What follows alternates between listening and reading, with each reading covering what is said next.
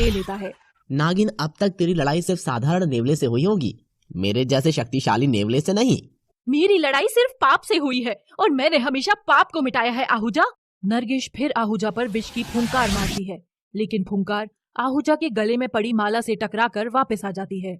मैं तेरा काल हूँ नागिन, तेरा काल। और दौड़कर अपने मुंह से नागिन की गर्दन पकड़ लेता है।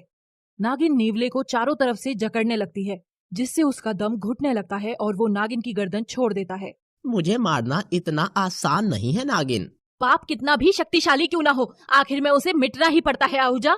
आहूजा नागिन पर आग छोड़ता है।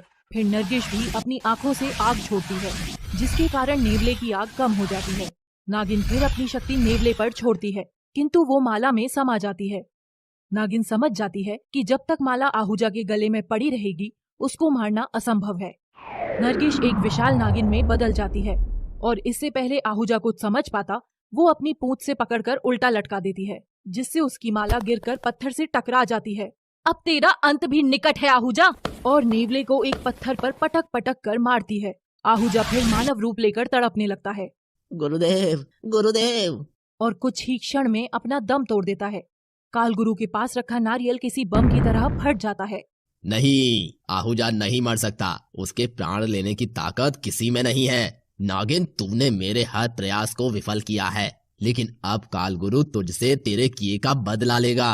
मैं आ रहा हूँ नागिन। नरगिस नंदिनी को उठाकर घर की तरफ चल देती है।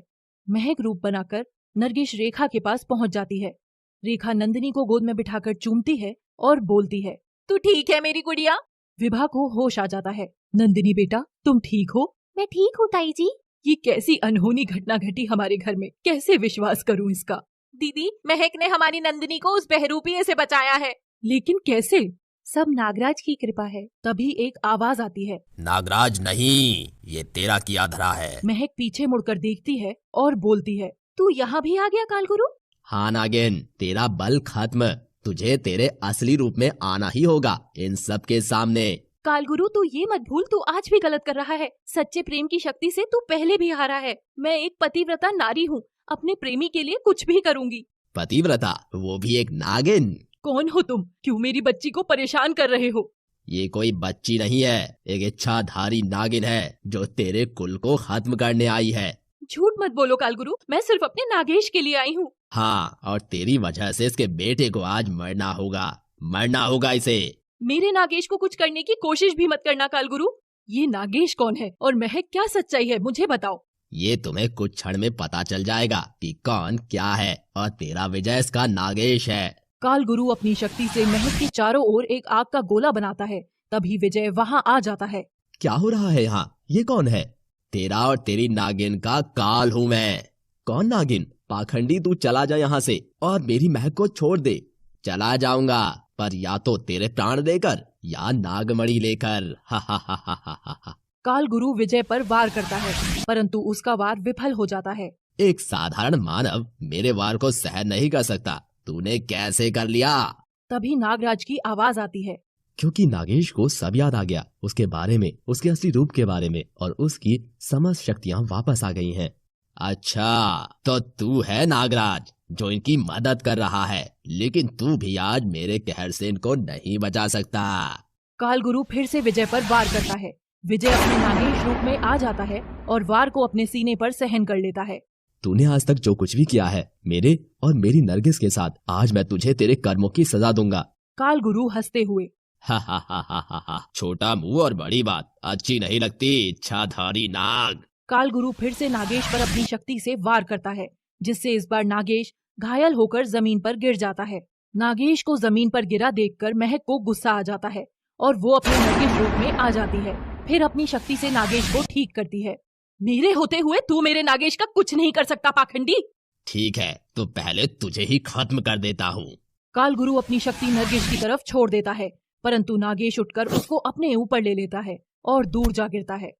नरगिस के क्रोध की सीमा पार हो जाती है और वो एक विशाल नागिन के रूप में बदल जाती है। नरगिस कालगुरु के आग के बंधन को अपनी शक्ति से खत्म कर देती है। मुझे लगा था कि तू एक सिद्ध तपस्वी है, बस कुछ भटक गया है, इसलिए तुझे जीने का एक और अवसर प्रदान किया था, किंतु तू उसके काबिल नहीं है। मैं किस काबिल हूँ नागिन, ये तुझे मेरी शक्तियाँ बताएंगी।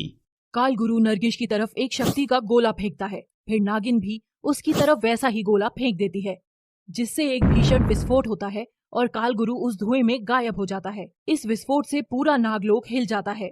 ये कैसा विस्फोट था नागराज, जिससे नागलोक हिल गया?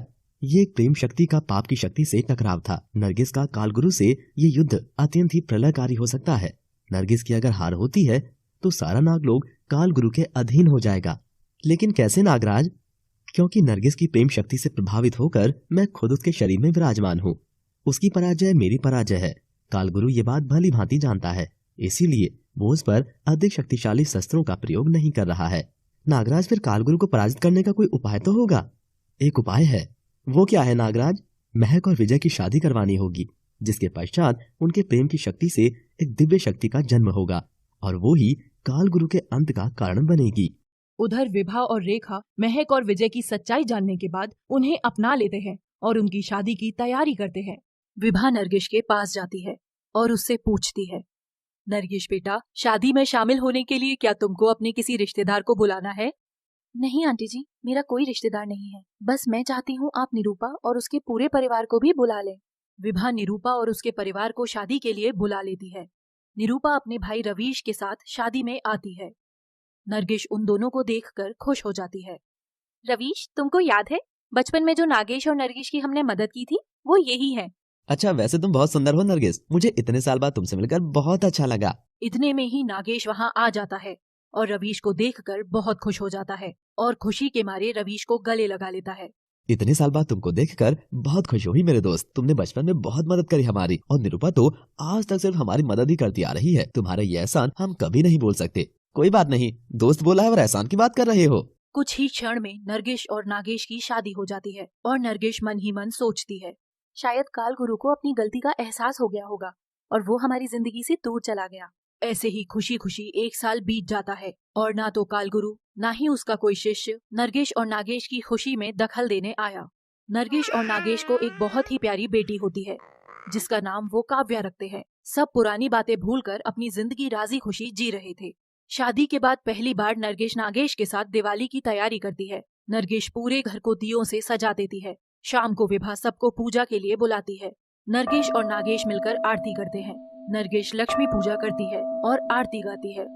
ओम जय लक्ष्मी माता, मैया जय लक्ष्मी माता, तुमको निश दिन सेवत, मैया जी को निश दिन सेवत, हरि विष्णु धाता। ओम जय लक्ष्मी माता, ओम जय लक्ष्मी माता। और फिर पूरा परिवार पटाखे चलाता है। नरगिस बहुत डरती है पटाखों से, क्योंकि इससे पहले उसने कभी पटाखे नहीं जलाए थे। नागेश नरगिस को फुलझड़ी देता है। पूरा परिवार खुश होता है। नरगिस फिर काव्या को लेकर घर में अंदर चली जाती है और उसे कमरे में अकेला छोड़कर उसके लिए दूध लेने चली जाती है। पर जब वो वापस आती है तो उसकी बेटी काव्या गायब होती है। नरगिस रोने लगती है और नागेश को बुलाती है। नागेश, नागेश इधर आओ, हमारी बच्ची। क्या हुआ हमारी बच्ची को? नागेश बिस्तर पर देखता है तो काव्या वहाँ नहीं थी। नागेश बोलता है, नरगिस देखो, घर में ही होगी किसी के पास। नरगिस और नागेश पूरे घर में बच्ची को ढूंढते हैं पर वो नहीं मिलती। तभी नरगिस गुस्से में बोलती है, नागेश, मुझे लगता है कालगुरु वापस आ गया है। वो ही हमारी बेटी को लेकर गया होगा। नरगिस, नागेश और बाकी घर वाले नागराज की पूजा करते हैं और तभी उन्हें नागराज बताते हैं, तुम्हारा अंदाजा बिल्कुल सही है नरगिस। तुम्हारी बेटी को कालगुरु ही लेकर गया है, पर वो तुम्हारी बेटी को साथ लेकर नहीं गया, बल्कि अपने काल को साथ लेकर गया है। पर नागराज, मेरी बेटी अभी बहुत छोटी है। वो एक साधारण इंसान है। वो कालगुरु का काल कैसे बनेगी? नरगिस, भले ही तुम्हारी बेटी छोटी है अभी और अभी एक साधारण इंसान ही है, किंतु उसके माता पिता एक शक्तिशाली नाग नागिन है, जिसके कारण वो एक दिव्य बच्ची है और 18 वर्षों के बाद उसमें भी वो सब शक्तियाँ आ जाएंगी। पर नागराज, अभी मेरी बेटी कहाँ है? तुम काली पहाड़ी के शिव मंदिर जाओ और वहाँ शिव की आराधना करो। उससे तुम्हारा शत्रु खुद विवश हो जाएगा और तुम्हारे सामने खुद प्रकट हो जाएगा। नरगिस और विजय काली पहाड़ी पर पहुँच जाते हैं और शिव की आराधना शुरू कर देते हैं। पर काल गुरु की कोई जानकारी नहीं मिल रही थी, जिससे हताश होकर नरगिस अपना सिर शिव मूर्ति के चरणों में मारने लगती है। कुछ समय बाद काल गुरु काव्या के साथ वहाँ प्रकट हो जाता है। ये कैसी शक्ति थी जो मुझे यहाँ प्रकट कर दिया? ये देवों के देव महादेव की शक्ति है, जिसके सामने तेरे जैसे पाखंडी का कोई छल कपट काम नहीं करेगा।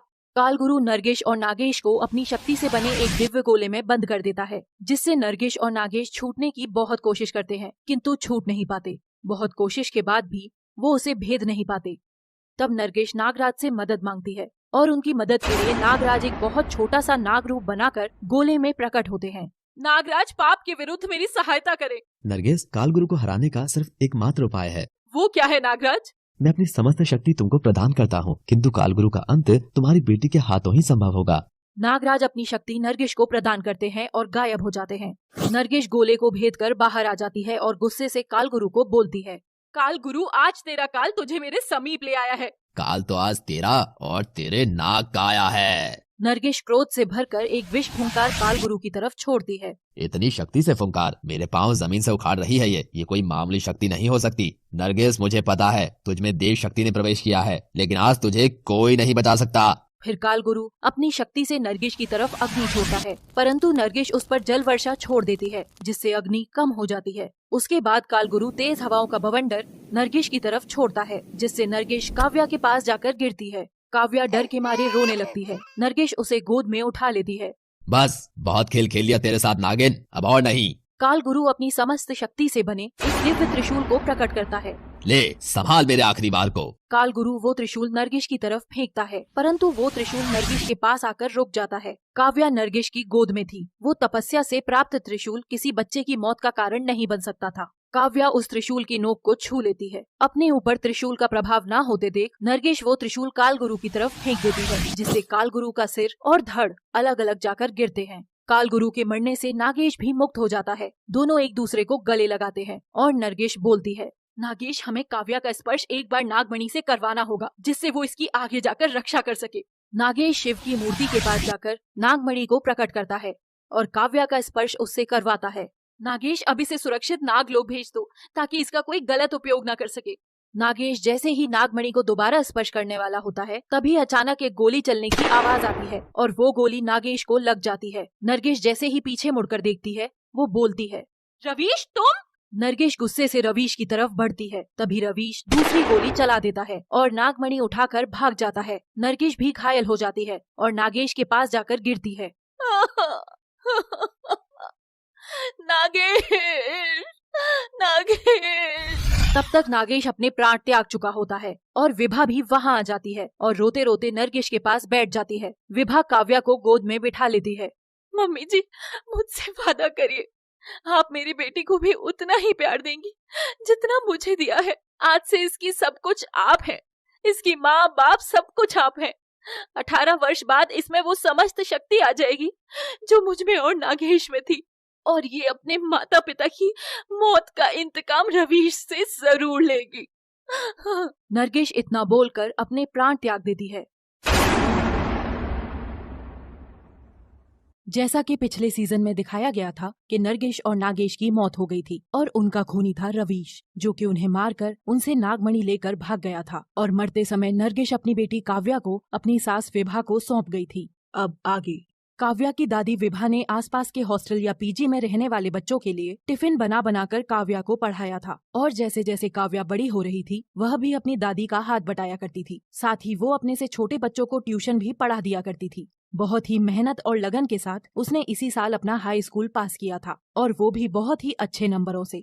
एक दिन दादी पोती दोनों कमरे में बैठी हुई थी। तभी काव्या अपनी दादी के गले में दोनों हाथ डालकर झूलते हुए बोली, दादी, 2 महीने बाद तो मेरा हैप्पी वाला बर्थडे आने वाला है, आप मुझे क्या तोहफा देंगी? बेटा, तुझे देने के लिए है ही क्या, मैं तो बस तुझे आशीर्वाद ही दे सकती हूँ।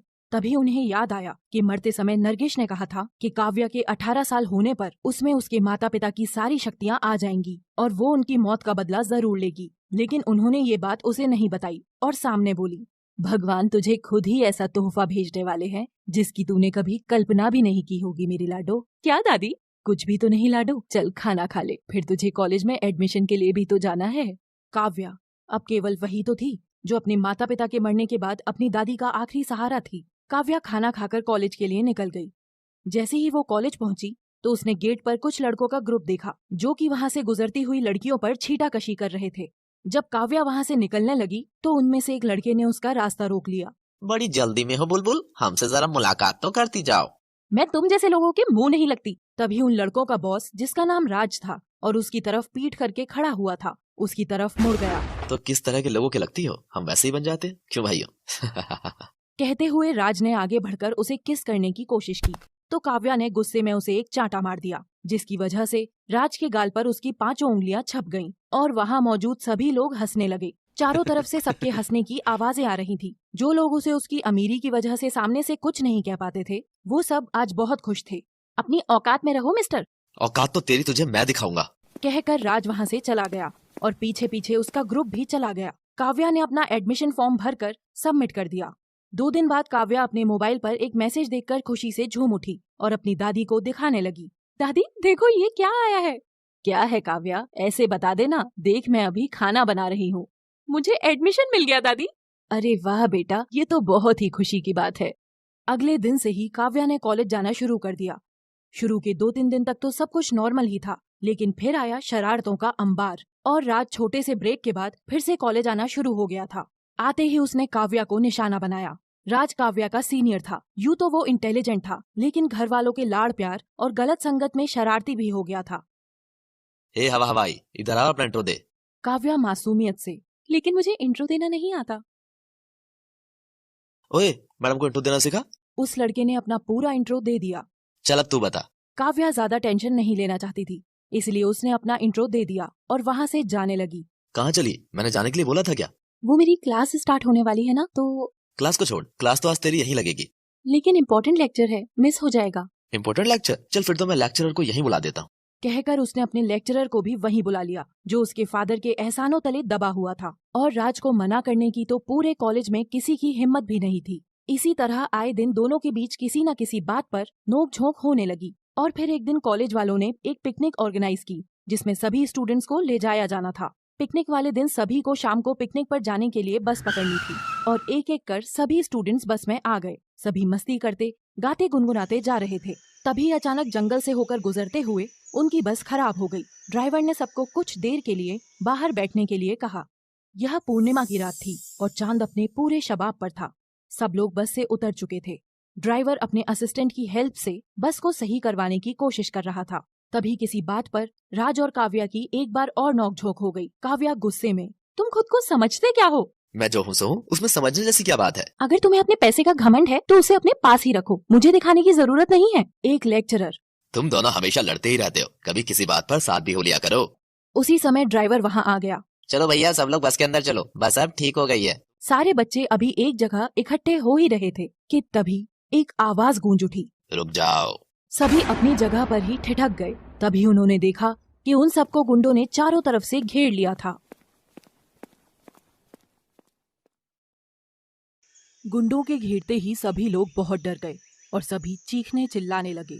एक गुंडा, अरे ओ खामोश हो जाओ सब, अब की बार आवाज आई तो काट कर रख दूंगा, कहकर उस गुंडे ने अपनी पीछे की जेब में से चाकू निकालकर चमकाया, जिसे देखकर सभी स्टूडेंट्स एकदम से चुप हो गए। उन गुंडों ने सभी को पकड़ लिया और उन्हें एक पेड़ के नीचे बैठने के लिए कहा। तभी दूसरा गुंडा, सभी लोग अपने पास मौजूद रुपए पैसे खाने पीने का सामान निकाल कर बाहर रख दो और चुपचाप यहाँ से निकल जाओ। किसी ने भी होशियारी करने की कोशिश की तो जान से जाओगे भैया। सभी एक दूसरे की तरफ देख रहे थे। तभी एक और कड़कती हुई आवाज आई, गुंडों का सरदार। एक दूसरे का मुंह क्या देख रहे हो, सारा सामान नीचे रखो। तीसरा गुंडा ड्राइवर से, तुम इस बस को स्टार्ट करके रखो जिससे कि हम यहाँ से निकल सकें। तभी एक गुंडे ने एक चादर एक पेड़ के नीचे बिछा दी। फिर एक एक करके सभी स्टूडेंट्स अपने फोन पर्स निकाल कर रखने लगे। वहीं धीरे धीरे चांद बादलों के पीछे छिपता जा रहा था और उधर काव्या को सांस लेने में तकलीफ बढ़ती जा रही थी। काव्या की फ्रेंड, अरे क्या हुआ तुझे, तो इस तरह से पीली क्यों पड़ती जा रही है? काव्या की आवाज धीमे होते हुए, पानी पानी। धीरे धीरे काव्या का रंग बदलता जा रहा था। तभी एक लेक्चरर ने काव्या को बस में लिटाकर आने के लिए गुंडों से पूछा, भाई साहब, इस लड़की की तबीयत खराब हो रही है, प्लीज मेरी रिक्वेस्ट है आपसे, इसे बस में जाकर लेटने दीजिए। ठीक है, लेकिन जाने से पहले ये अपना सब कुछ यहाँ छोड़कर जाए। काव्या का पर्स और मोबाइल चादर पर डालकर उसकी 2 दोस्त उसे लेकर बस में छोड़कर आ गई। इसी दौरान काव्या का रंग बदलता ही जा रहा था और वह रंग बिरंगे रंग बदल रही थी। फिर वह बेहोशी की हालत में अपनी माँ को पुकारने लगी। माँ, तुम कहाँ हो माँ? आज तुम यहाँ होती तो क्या मेरी ये हालत हो रही होती? तुम और बाबा कहाँ चले गए माँ? क्या तुम्हें बिल्कुल मेरी याद नहीं आती? माँ, लौट आओ ना माँ। उसी पल नागगुरु ये सब सुन रहे थे। जो सब काव्या ने कहा सब कुछ नागगुरु ने सुना था। सोचते सोचते काव्या बेहोश हो गई। उस समय चांद पूरी तरह से बादलों के पीछे छुप चुका था और काव्या का रंग भी काला हो गया था। उन्होंने उसी समय अपनी नाग सेना के सेनापति को बुलाया। सेनापति, आज हमारे परिवार के एक सदस्य को हमारी जरूरत है और हम चाहते हैं कि तुम वहाँ जाकर उसकी मदद करो और उन सबको उन गुंडों से बचाओ। नाग सेना के सेनापति। जी गुरुदेव। ये कहकर नाग सेना का सेनापति वहाँ से चला गया और अपनी नाग सेना को लेकर उस तरफ बढ़ने लगा जहाँ काव्या की बस खराब हुई थी। सारे नाग उसके एक आह्वान पर उस तरफ बढ़ते चले जा रहे थे। अभी गुंडे ज्यादातर लोगों से उनका सामान ले चुके थे और कुछ ही लोग बाकी थे जो अपना सामान अपने हाथ में लिए अपनी बारी का इंतजार कर रहे थे। गुंडों का सरदार गुस्से में, थोड़ी जल्दी करो, हमें पूरी रात यहाँ नहीं निकालनी है। यह सुनकर साथी गुंडे अपनी बंदूकों से एक एक लड़के को धकेलने लगे और जल्दी जल्दी उनसे सामान चादर पर डलवाने लगे। जैसे ही उन्होंने राज के बंदूक अड़ाई वह गुस्सा हो गया। ओए, तू क्या समझता है खुद को? तमीज से रह, नहीं तो क्या, बोल बे। कहकर उस गुंडे ने राज को धक्का मार दिया। ये देखकर उसने उस गुंडे को जोर से धक्का मारा जिस वजह से वह गुंडा नीचे जमीन पर गिर गया। ये देखकर बाकी गुंडे उसकी मदद को आगे आ गए और राज को पीटने लगे और उसे पकड़कर एक पेड़ से बांध दिया। वो लोग उस पर गोली चलाने ही वाले थे, लेकिन ठीक उसी टाइम पर नाग सेना का सेनापति अपनी नाग सेना के साथ वहां पर पहुंच गया और गुंडे सांप सांप कहते हुए वहां से भागने लगे। उधर इतने सारे सांपों को एक साथ देखकर स्टूडेंट्स भी बहुत घबरा गए थे। गुंडे और स्टूडेंट्स एक साथ। अरे, ये इतने सारे सांप एक साथ कहाँ से आ गए? सभी नाग सेना ने गुंडों को दबोच लिया। कोई सांप किसी के हाथ पर तो कोई किसी के पैर पर तो कोई गर्दन पर लिपट गए, लेकिन किसी भी सांप ने किसी भी स्टूडेंट को नुकसान नहीं पहुंचाया। स्टूडेंट्स यह देखकर थोड़े सरप्राइज्ड भी थे। सांपों के काटने से कुछ गुंडे वहीं मर गए, कुछ को काट खाया, वो दर्द से इधर उधर पड़े हुए तड़प रहे थे, और कुछ भाग गए थे जिनमें सरदार भी था। फिर कुछ स्टूडेंट्स ने राज को पेड़ पर से खोला और कुछ ने सामान वाली चादर उठाई और बस की तरफ बढ़ने लगे। एक लेक्चरर स्टूडेंट से, सब लोग जल्दी करो और बस में जाओ, कहीं ऐसा ना हो कि वो गुंडे फिर से आ जाएं या फिर ये सांप हमें नुकसान पहुंचा दें।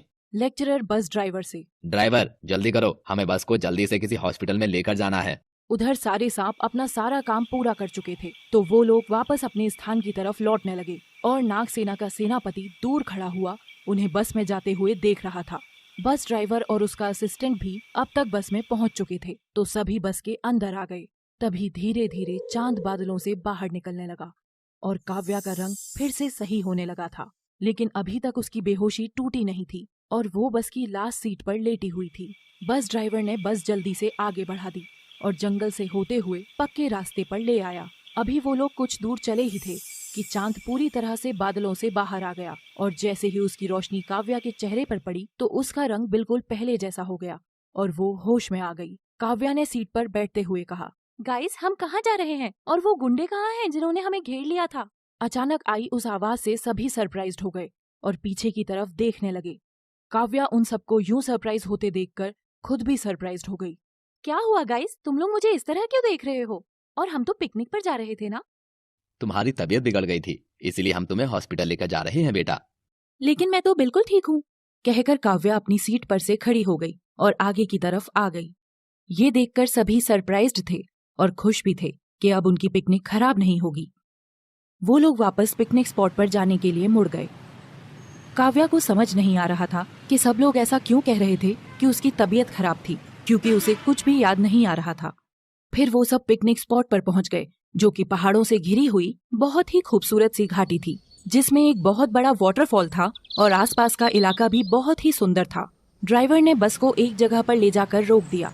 शाम हो चुकी थी, गर्मियों का मौसम था और खूबसूरत वातावरण था।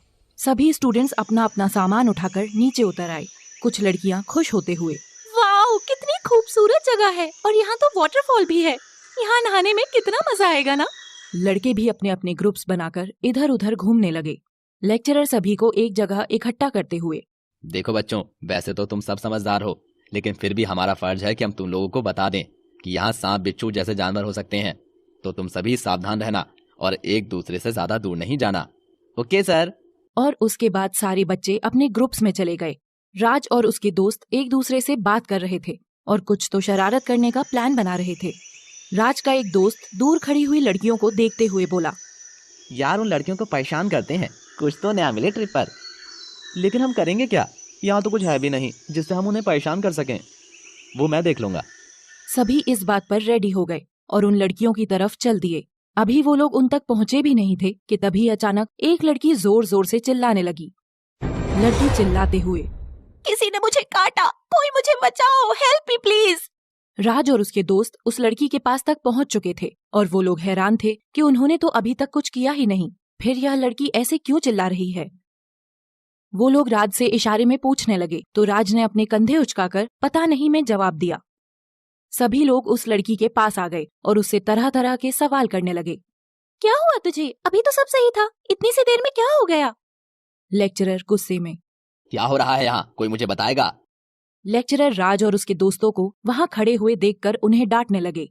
राज, ये जरूर तुम्ही लोगों की शरारत होगी, बताओ तुम लोगों ने क्या किया है? राज गुस्से में लेक्चरर को घूरते हुए, ये हमारी वजह से नहीं हुआ है सर, बल्कि ये तो हमारे आने के पहले से ही इसी तरह से चीख रही थी। तभी काव्या वहाँ आ गई और उस लड़की को देखते ही अचानक से बोली, ये राज और उसके दोस्तों ने नहीं किया, ये सब किसी सांप का किया धरा है। और ये कहकर काव्या उस लड़की के पास पहुंची और उसे देखने लगी। तभी उसकी आंखों से तेज रोशनी निकली और वह लड़की बिल्कुल सही हो गई। जिस तरह से काव्या ने उस लड़की को ठीक करने से पहले कहा और उसे ठीक किया, बाकी सबके साथ साथ खुद काव्या को भी समझ में नहीं आया। किसी को भी वह तेज रोशनी नजर नहीं आई थी। काव्या को भी अपनी शक्ति का कोई खास एहसास नहीं हुआ था और राज तो काव्या को अपने फेवर में बोलते हुए देखकर हैरान था। उस लड़की के ठीक होते ही सभी अपनी मस्ती में मस्त हो गए, लेकिन एक लड़की काव्या के सामने आकर खड़ी हो गई। हे, कौन हो तुम और तुमने उस लड़की को कैसे ठीक कर दिया? काव्या कुछ सोचकर बोली, क्यों, मेरा नाम भी भूल गई क्या? और मैंने किसी को भी ठीक नहीं किया, वो तो अपने आप ही ठीक हो गई। अरे नहीं बताना तो कोई बात नहीं, लेकिन क्या तुम हमसे दोस्ती करोगी? बिल्कुल, कहकर उन दोनों ने एक दूसरे से हाथ मिला लिया।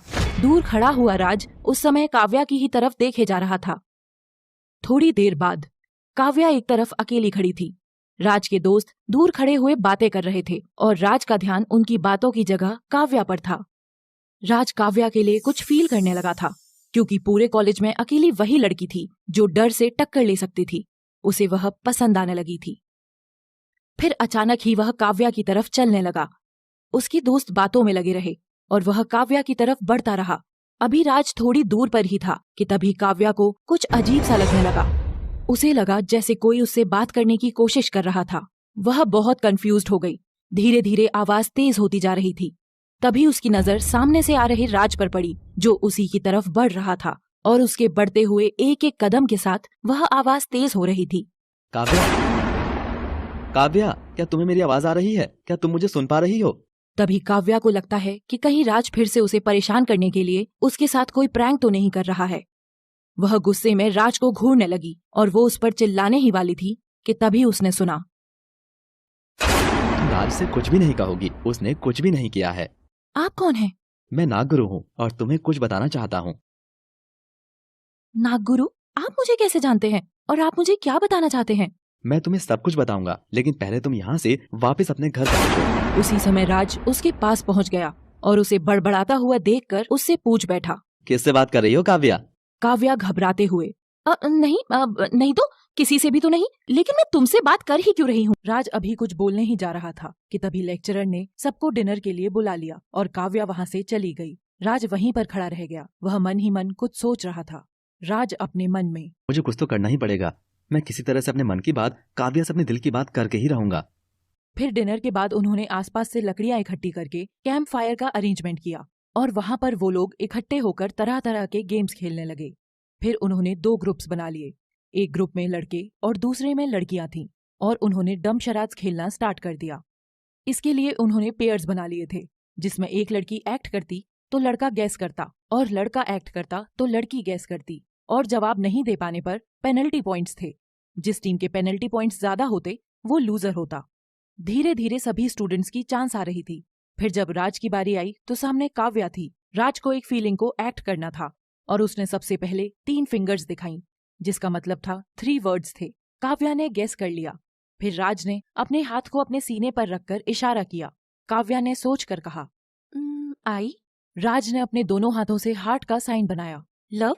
फिर राज ने काव्या की तरफ इशारा किया, जिससे काव्या समझ नहीं पाई। राज ने फिर से बताया, लेकिन उसे समझ नहीं आया। गेम में गेस करने के लिए 3 ही चांस थे। काव्या 2 को गंवा चुकी थी।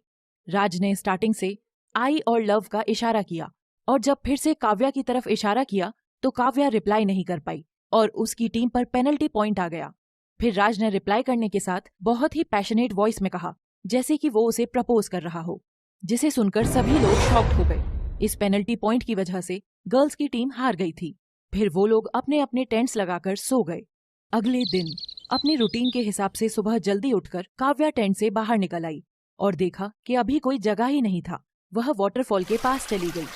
थोड़ी देर तक वह इधर उधर वहीं घूमती रही। तभी राज फिर से उसके पास आ गया और उसने उससे अपने प्यार का इजहार कर दिया। काव्या, मैं तुमसे कैसे कहूँ कि मुझे तुमसे प्यार हो गया है। क्या? राज, स्टॉप इट। तुम हमेशा कोई ना कोई प्रैंक लेकर मेरे सामने होते हो। अब क्या नया मिल गया तुम्हें?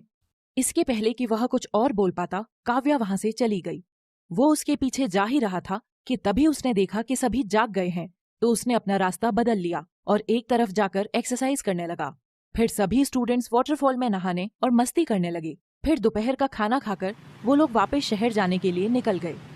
घर आने के बाद काव्या के दिमाग में नागगुरु और राज की ही बातें घूम रही थी, तो वह थोड़ी सैड हो गई थी। तभी उसकी दादी उसके पास आकर बैठ गई और उससे पिकनिक के बारे में पूछने लगी। काव्या ने सब कुछ बता दिया तो दादी थोड़ी परेशान सी हो गई। वो नहीं चाहती थी कि काव्या को उसके पास्ट के बारे में कुछ पता चले, लेकिन काव्या के साथ घटी उस घटना से साफ था कि अब वक्त नजदीक आ रहा था कि उसे सब पता चल जाएगा। फिर अचानक ही काव्या पूछ बैठी, दादी, मेरे मम्मी पापा को क्या हुआ था? बेटा, मैंने तुम्हें बताया तो था कि उनकी एक कार एक्सीडेंट में मृत्यु हो गई थी। क्यों दादी? मेरे मम्मी पापा मुझे छोड़कर क्यों चले गए?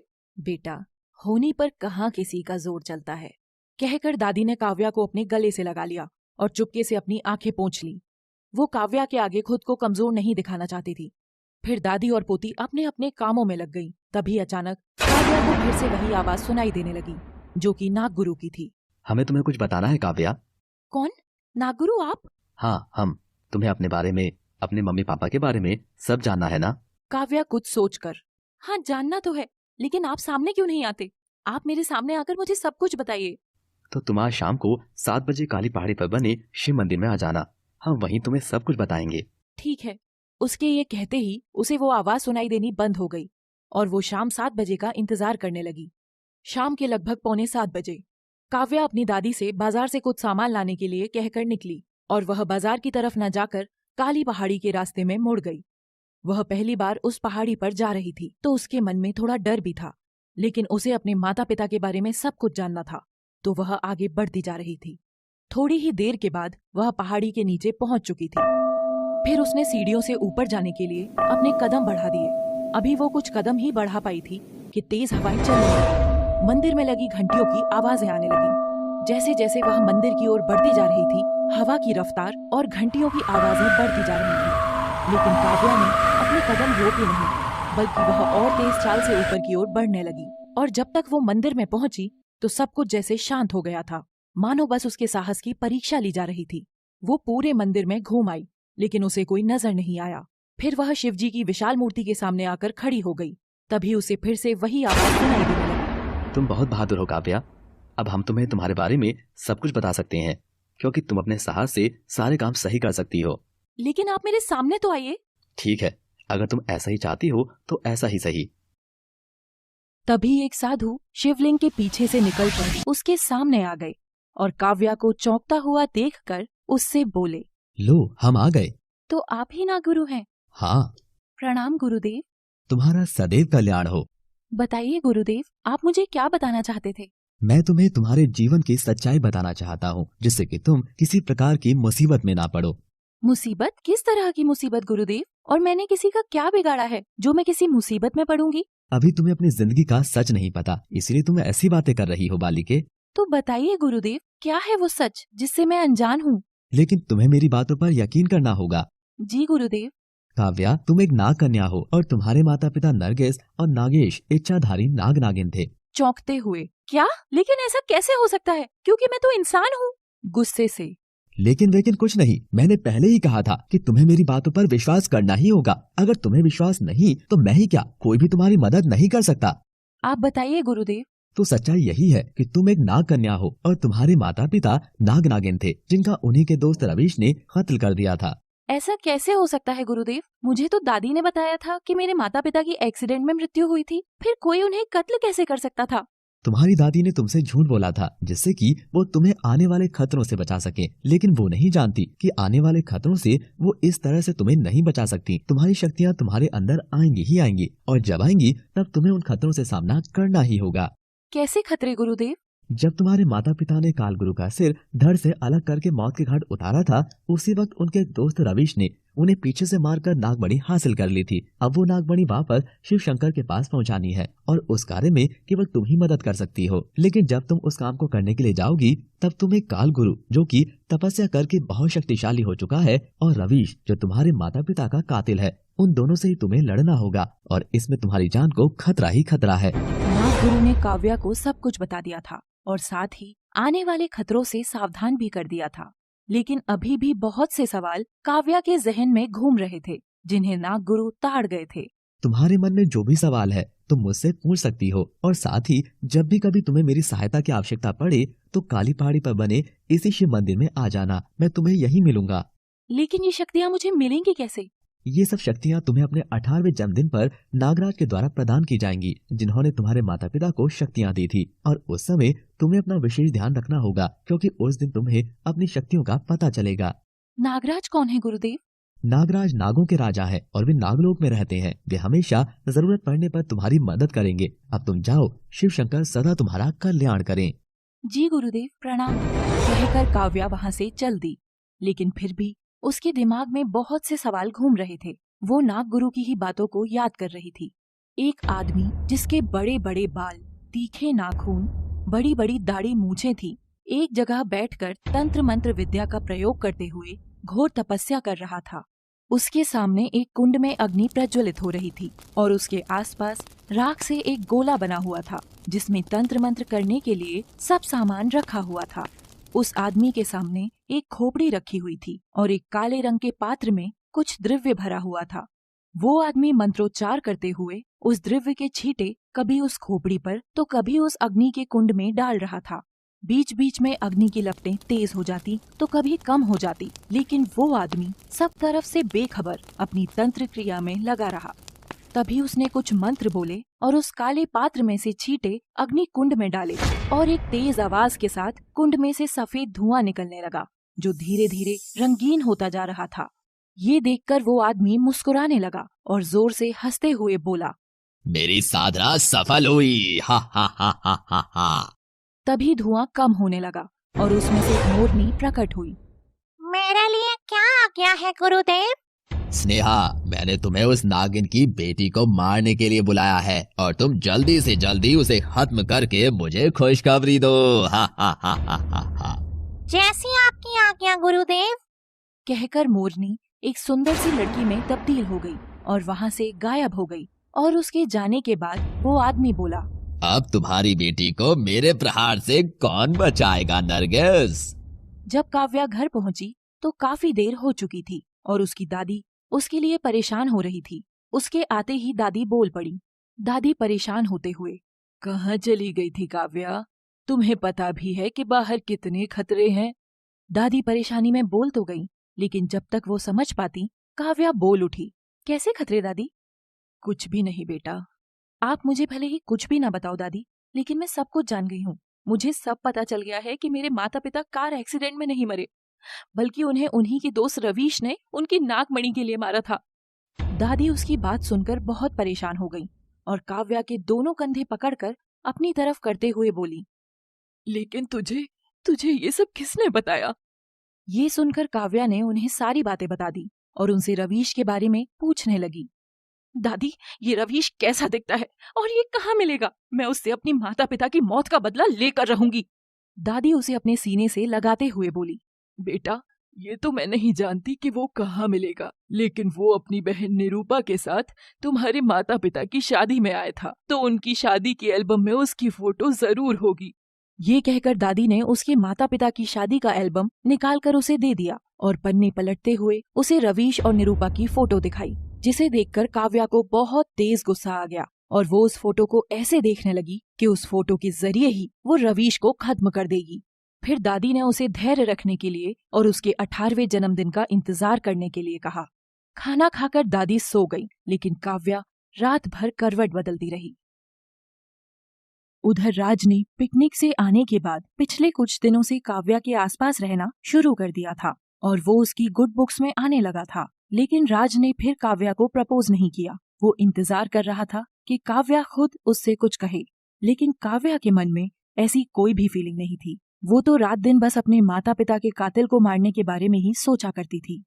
कुछ दिन बाद राज कॉलेज शुरू होने से पहले बाहर खड़ा होकर काव्या के आने का वेट कर रहा था, क्योंकि वो उससे कुछ कहना चाहता था। लेकिन जब वो आई तो वो उससे यूं ही बातें करने लगा। तभी वो मोरनी, जिसे तांत्रिक ने मंत्र शक्तियों से काव्या को मारने के लिए बुलाया था, एक लड़की के रूप में वहां से गुजरी और राज को वहां खड़ा हुआ देखकर रुक गई। राज को काव्या से बातें करते देखकर काव्या को ऊपर से नीचे तक घूरा और बोली, अरे राज, तुम यहाँ कैसे? अरे स्नेहा, तुम बहुत दिनों बाद नजर आई हो। कहाँ चली गई थी? मैं तो पापा के साथ आउट ऑफ टाउन थी, लेकिन तुम ऐसे मिडिल क्लास लोगों से कब से बात करने लगे हो? ये तो तुम्हारे स्टैंडर्ड की भी नहीं है। तुम्हें कम से कम अपनी रेप्यूटेशन का ख्याल तो रखना चाहिए। राज और स्नेहा बातें करने लगे और उसी बीच काव्या वहां से चली गई। राज को उससे बात न कर पाने का दुख था, लेकिन स्नेहा उसके पापा के फ्रेंड की बेटी थी और उसके बचपन की दोस्त भी, तो वो उसे नाराज नहीं कर सकता था। फिर इधर उधर की बातें करने के बाद वो लोग वहां से अपने अपने रास्ते पर चले गए। जब वो अंदर पहुंचा तो उसने देखा कि अंदर सभी लोग काव्या को घेर कर खड़े हैं। ये देखकर राज थोड़ा हैरान था। उसने पता किया तो पता चला कि 2 दिन बाद काव्या का बर्थडे आने वाला था और सभी फ्रेंड्स उससे पार्टी देने के लिए कह रहे थे। लेकिन नाइट क्लब की पार्टी को अफोर्ड करना काव्या के बस में नहीं था, इसलिए वो बहाना बना रही थी। तभी राज बोल उठा, काव्या की बर्थडे पार्टी मेरी तरफ से होगी और उसमें पूरी क्लास इनवाइटेड है। हम लोग बहुत मस्ती करेंगे। लेकिन काव्या, लेकिन कुछ भी नहीं। अगर तुमने पार्टी एक्सेप्ट नहीं की तो मैं समझूंगा कि तुम अभी तक मुझे पहले वाला राज ही समझती हो और तुमने अभी तक मुझे माफ नहीं किया है। ये सुनकर काव्या चुप हो गई और उसने पार्टी के लिए अपनी सहमति दे दी। और ये सुनकर वहां मौजूद सभी लोग चिल्ला उठे, सभी एक साथ। 2 दिन बाद काव्या एक खूबसूरत सी ड्रेस पहनकर रेडी हो रही थी। वो ड्रेस आज ही राज ने उसके बर्थडे गिफ्ट के रूप में गिफ्ट की थी, जिसके लिए उसने मना तो बहुत किया था, लेकिन राज ने आखिरकार उसे न केवल वो ड्रेस लेने के लिए कन्विंस कर लिया था, बल्कि शाम को पार्टी में उसे पहनने के लिए भी मना लिया था। उसी ड्रेस के साथ ही मैचिंग एक्सेसरीज भी रखी हुई थी, जिन्हें पहनकर काव्या बहुत ही खूबसूरत लग रही थी, जैसे सामने कोई प्रिंसेस खड़ी हुई हो। आज वो बहुत खुश थी, जिसे देखकर दादी भी खुश हो रही थी, लेकिन साथ ही उनके मन में कुछ चल रहा था। दादी खुद से बोलते हुए, आज तो काव्या का जन्मदिन है। आज वो पूरे 18 साल की हो जाएगी और उसे उसके माता पिता की सारी शक्तियां मिल जाएंगी और फिर उसकी जिंदगी में भी खतरे शुरू हो जाएंगे। ये सोचकर दादी की आंखों से आंसू आ गए, जिन्हें उन्होंने बड़ी ही सफाई से साफ कर दिया, जिससे कि काव्या उन्हें देखकर दुखी न हो जाए। फिर राज ही तय वक्त पर उसे लेने उसके घर पहुंच गया था। काव्या अपनी दादी को बताकर पार्टी में चली गई। रास्ते में कार ड्राइव करते हुए राज बोला, तुम इस ड्रेस में बहुत ही प्रिटी लग रही हो। Thank you so much. उधर पार्टी में जब काव्या राज के साथ पार्टी में पहुंची तो वहां मौजूद सभी लोग मौज मस्ती कर रहे थे। सभी सॉफ्ट ड्रिंक्स पीते हुए डीजे के द्वारा बजाए हुए सॉन्ग्स पर डांस कर रहे थे। डीजे की रंग बिरंगी लाइट्स डांस फ्लोर पर गिर रही थी। सभी ने काव्या को देखकर उसे बर्थडे विश किया। फिर थोड़ी देर बाद केक आ गया। केक राज ने ही ऑर्डर किया था, जो कि बहुत बड़ा केक था, जिस पर काव्या की मूर्ति जैसी बनी हुई थी। सभी केक की तारीफ कर रहे थे। काव्या ने केक कट किया और फिर राज ने उसे केक खिलाया। फिर केक खाने के बाद सभी वापस डांस फ्लोर पर चले गए और डांस करने लगे। डीजे ने पार्टी सॉन्ग्स बजा दिए, जिन पर सभी डांस कर रहे थे। धीरे धीरे रात गहराने लगी थी और तभी जैसे कुछ होने लगा। काव्या का रंग बदलने लगा था, लेकिन डीजे की रंग बिरंगी लाइट्स की वजह से किसी को कुछ भी पता नहीं चल पाया था। पहले तो खुद काव्या को भी पता नहीं चला, लेकिन उसे नागगुरु की आवाज सुनाई दी, काव्या, तुरंत इस जगह से बाहर निकलो। नागगुरु की इस आवाज से काव्या का ध्यान खुद पर गया तो अपने बदलते रंग को देखकर वो सब कुछ समझ गई और किसी को कुछ भी कहे बिना क्लब से बाहर निकल गई। किसी को कुछ भी पता नहीं चल पाया और फिर वो चुपचाप जंगल की तरफ बढ़ती चली गई। वो रास्ते में जा ही रही थी कि कुछ गुंडे जैसे लोगों ने उसे अकेले जाते हुए देखा तो वो लोग उसके पीछे पीछे चल दिए। काव्या का रंग जैसे जैसे बदलता जा रहा था उसमें शक्तियां आने लगी थी। गुंडों को केवल सुंदर कपड़ों में जा रही लड़की नजर आ रही थी, लेकिन उसका बदलता हुआ रंग वो लोग नहीं देख पा रहे थे। अगर देख लेते तो शायद उसके पीछे जाते ही नहीं। काव्या को अपनी शक्तियों की वजह से पीछे आ रहे लोगों का आभास हो गया था, इसलिए वो जल्द से जल्द उनकी निगाहों से ओझल हो जाना चाहती थी। इसके लिए उसने अपनी स्पीड तेज कर दी और जल्द ही वो उन लोगों से दूर निकल गई। वो लोग उसे ढूंढते ही रह गए। कुछ दूर जाने के बाद काव्या का रंग पूरी तरह से काला पड़ चुका था और वो नागिन में बदलती जा रही थी। तभी वहां पर उसे एक विशाल नाग नजर आया। उसे देखकर काव्या डर गई और फिर देखते ही देखते वो पूरी तरह से काली नागिन में तब्दील हो गई। काव्या के नागिन में बदल जाने पर वो विशाल नाग काव्या के सामने आकर बैठ गया और उसे शांत करते हुए बोला, काव्या, तुम्हें हमसे घबराने की आवश्यकता नहीं है। हम नागराज हैं, नागों के राजा। काव्या को नाग गुरु ने नागराज के बारे में पहले ही सब कुछ बता दिया था, इसीलिए वो उन्हें प्रणाम करते हुए बोली, आपको मेरा प्रणाम राजन। सदा खुश रहो और नाग जाति का कल्याण करो। आज तुम पूरे 18 वर्ष की हो गई हो, इसलिए हम तुम्हें तुम्हारी सभी शक्तियाँ देने आए हैं, जिससे कि तुम अपने और अपने नाग कुल के दुश्मनों का संहार कर सको।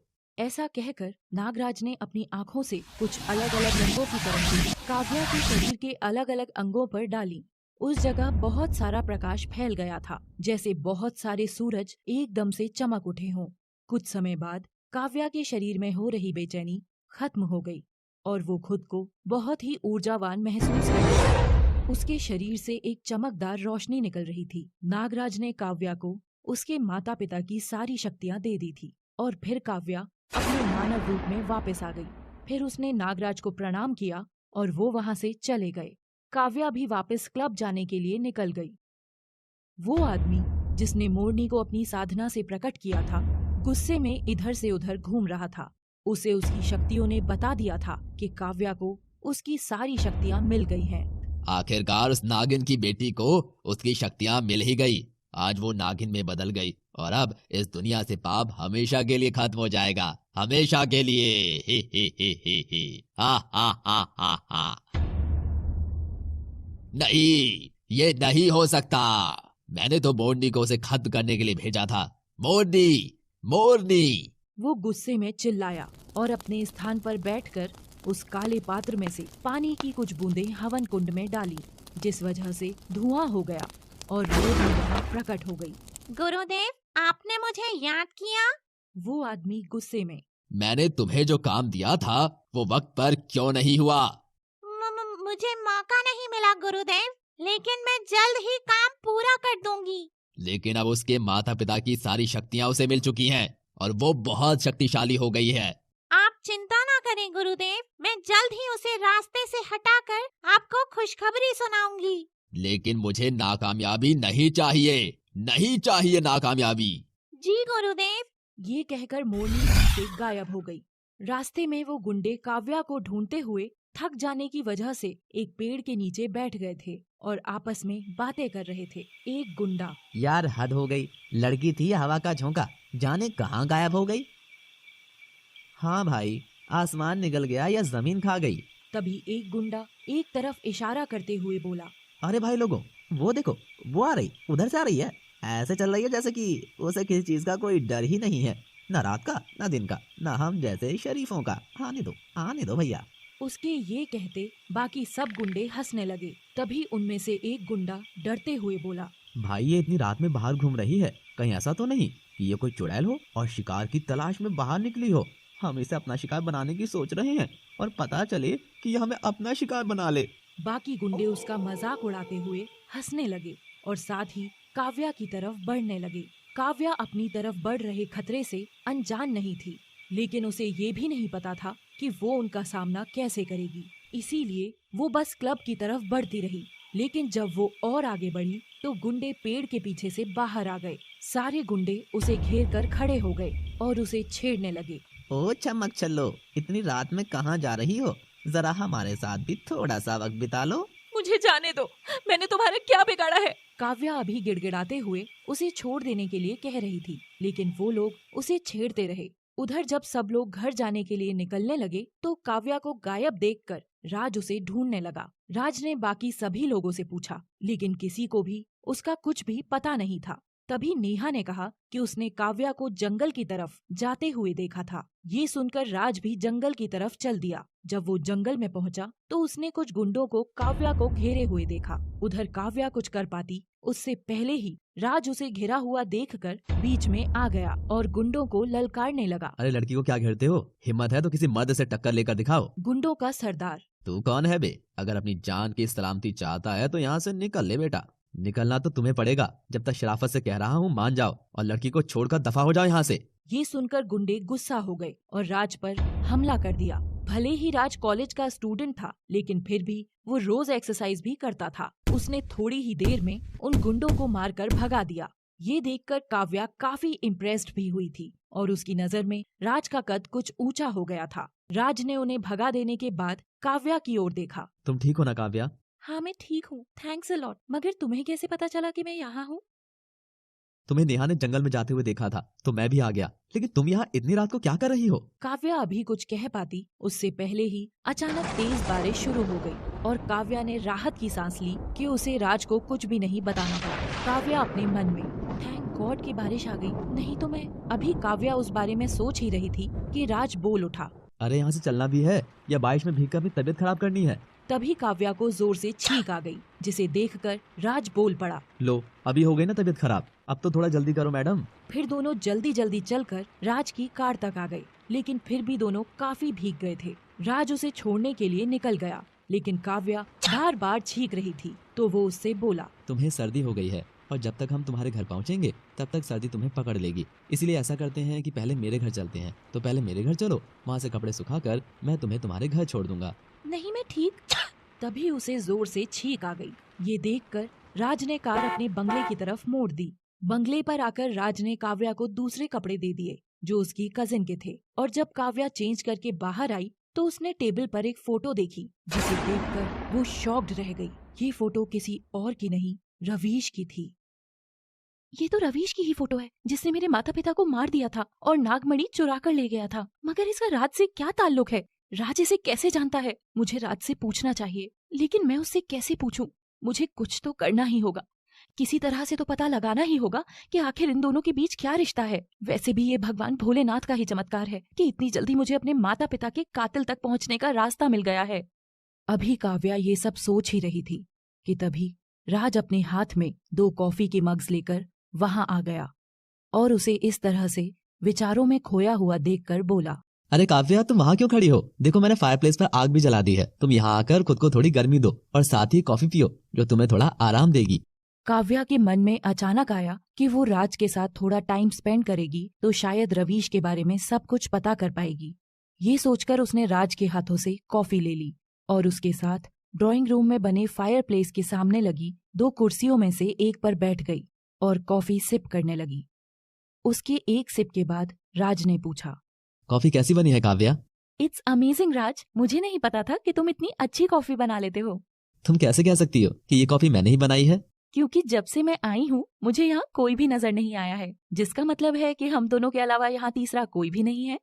राज उसकी इस बात पर हंसने लगा और बोला, तुम काफी स्मार्ट हो, तुमने बिल्कुल सही कहा। यहाँ हम दोनों के सिवाय कोई भी नहीं है, लेकिन तुम्हें घबराने की जरूरत नहीं है बिल्कुल भी। मैं क्यों घबराने लगी? काव्या मन ही मन सोच रही थी, वैसे भी घबराने की जरूरत तो तुम्हें होनी चाहिए। अगर तुम्हें पता चल जाए कि मैं एक नागिन हूँ तो तुम्हारी तो पैंट ही गीली हो जाएगी। तभी राज बोल पड़ा, जब से तुम यहाँ आई हो काफी टेंस्ड लग रही हो, कुछ प्रॉब्लम है क्या? अरे ऐसा कुछ भी नहीं है, बस थोड़ी ठंड सी महसूस हो रही थी। अभी तुम्हारी कॉफी पीकर आराम हुआ है। ओके, अगर तुम कहो तो फायरप्लेस की आग को बढ़ा दो।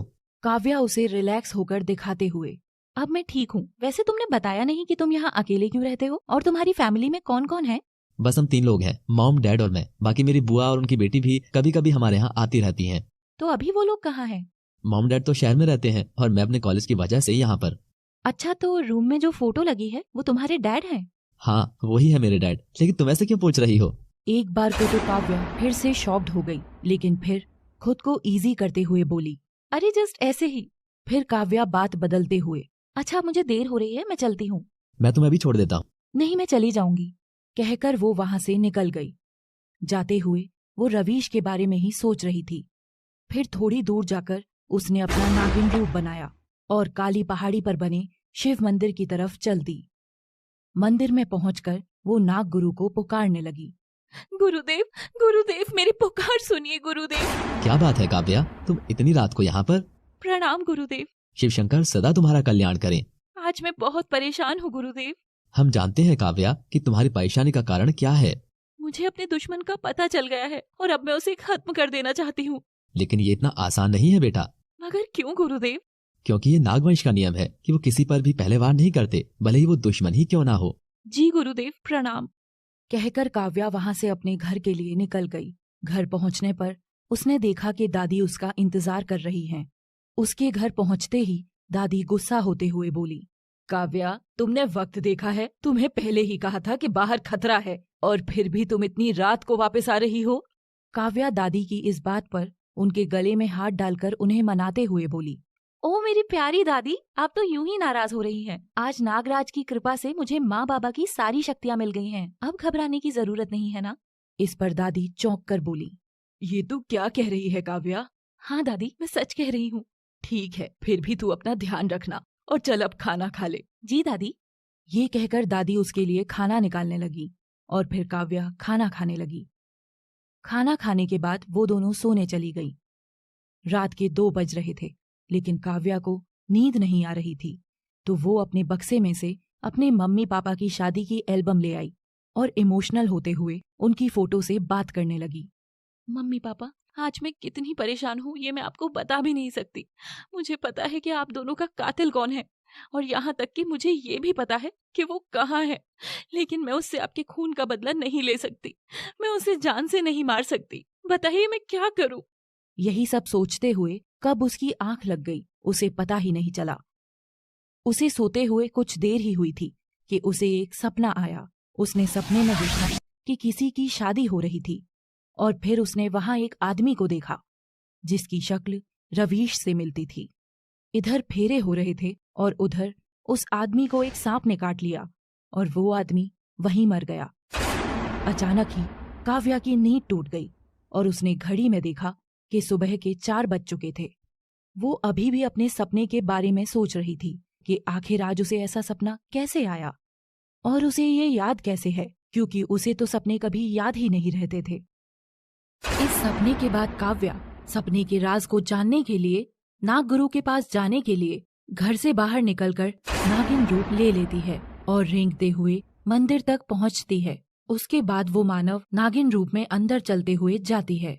आओ काव्या, मैं तुम्हारा ही इंतजार कर रहा था। प्रणाम गुरुजी, मुझे आपको कुछ बताना है। मुझे भी तुम्हें कुछ बताना है, पहले तुम बोलो। गुरुजी, मैंने आज सुबह सुबह ही एक अजीब सा सपना देखा। क्या इसका मेरी जिंदगी से कोई लेना देना है? हाँ, तुम्हें तुम्हारी माँ की ही सारी शक्तियाँ हैं, इसीलिए तुम्हें भविष्य में होने वाली घटनाओं का आभास हो रहा है। जी गुरुजी, वैसे आप मुझे क्या बताना चाहते थे? इतने में गुरुजी अपना हाथ हवा में घुमाते हैं और एक रोशनी सी उनके हाथ में आ जाती है। मैं तुम्हें ये शक्तियाँ देना चाहता हूँ, ये तुम्हें तुम्हारे मकसद को पूरा करने में मदद करेंगी। लेकिन इस बात का ध्यान रहे कि अगर तुमसे किसी बेगुनाह का खून हुआ तो ये सभी शक्तियाँ चली जाएंगी। और हाँ, रवीश से बदला लेने के लिए अभी ये सही वक्त नहीं है, तो अभी तुम अपनी पहचान उसके सामने मत लाना। जी गुरुजी। काव्या उन शक्तियों को लेकर मंदिर से बाहर निकल जाती है। गुरुजी, मैं अपना बदला लेने के लिए और इंतजार नहीं कर सकती। मैं उस रवीश को मार कर ही सांस लूंगी। इतना कहकर काव्या फिर अपने नागिन रूप में आकर रेंगते हुए रवीश के घर पहुंच गई, जहां रवीश हॉल में बैठकर अपनी चाय आने का वेट कर रहा होता है। तभी काव्या नागिन रूप लेकर किचन में चली जाती है और नौकरों की नजरों से बचकर रवीश की चाय में अपना जहर डाल देती है। रामू, मेरी चाय कहाँ है? रवीश की आवाज सुनकर उसका नौकर चाय लेकर पहुंचता है। जैसे ही वो रवीश के पास जाता है, उसके हाथ से चाय गिर जाती है। ये देखकर काव्या का गुस्सा और बढ़ जाता है। अरे कोई बात नहीं, आप दूसरी चाय बना लो। थोड़ी देर में वहाँ एक बिल्ली आ जाती है और नीचे गिरी चाय को चाटने लगती है और देखते देखते वो मर जाती है। रवीश ये देखकर बहुत डर जाता है। कुछ देर बाद रवीश नहाने को जाता है। इस बार तो तू बच गया, अब नहीं बचेगा। काव्या अपने नागिन रूप में रहकर बाथ टब के पास में रखे वायर को पानी में गिरा देती है जिससे पूरे पानी में करंट आ जाता है। अब बस रवीश को पानी में आने की देर थी। तभी काव्या वहां से चली जाती है। रवीश टब में जाने ही वाला होता है कि बाहर से उसका नौकर आवाज देकर बुलाता है। सर जी, आपका फोन आया है। आया? अच्छा रामू, तुम जरा देखना पानी गर्म हुआ या नहीं, मैं बात कर लूं। इतना कहकर रवीश फोन लेकर बाथरूम से बाहर निकल गया और उसका नौकर अंदर चला गया और थोड़ी देर में चिल्लाने की आवाज आई। आ रवीश भागते हुए बाथरूम में गया। साहब वो देखो, टब में बिजली की तार गिरी हुई है। अगर आप वहां नहाने जाते तो भगवान जाने क्या होता। रवीश को कुछ भी समझ में नहीं आता कि आज उसके साथ ये क्या हो रहा है। परेशान होकर वो अपने रूम में चला जाता है, जहां पहले से ही काव्या नागिन रूप में होती है। जैसे ही रवीश अपने बेड पर बैठता है, काव्या उसके पीछे से आकर उसको डसने जा रही थी और जैसे ही काव्या ने डसने के लिए फन निकाला और आगे बढ़ी, काव्या को एक झटका सा लगा और इस बात से बेखबर रवीश कुछ सोचता हुआ रूम से बाहर की तरफ चला गया। उसके जाने के बाद काव्या अपने मानव नागिन रूप में आ जाती है। ये क्या हुआ? मैं रवीश को मार क्यों नहीं पाई? मुझे जल्द से जल्द नागगुरु से मिलना होगा। इतना कहकर काव्या फिर नागिन रूप में आकर रेंगते हुए नागगुरु के पास पहुंची। गुरुजी, मैं रवीश को मारने के लिए उसके घर गई थी, लेकिन जब मैं उसे डसने लगी तो मुझे कोई झटका सा महसूस हुआ, जैसे किसी ने मुझे रवीश को मारने से रोक दिया हो।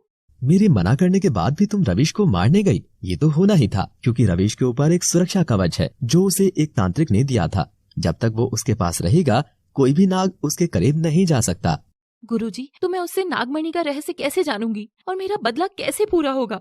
रवीश के गले में तांत्रिक का दिया हुआ एक लॉकेट है। वो लॉकेट सिर्फ रवीश अपनी मर्जी से निकाल सकता है। तुम रवीश को सिर्फ तब मार पाओगी जब उसके गले में या उसके पास वो लॉकेट ना हो।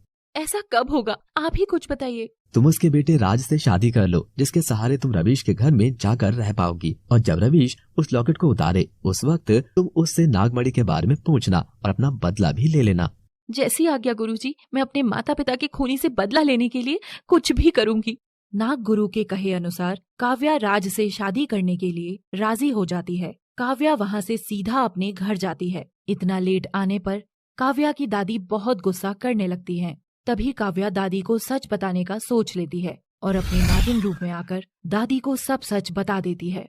काव्या, तुम भी अपने माता पिता की तरह हो। जी दादी, और मुझे अब मेरे माता पिता के खूनी से बदला लेना है। वैसे दादी, मैं एक लड़के से प्यार करती हूँ, वो मुझसे शादी करना चाहता है। ठीक है, मैं तुम दोनों की शादी करा दूंगी। दादी, राज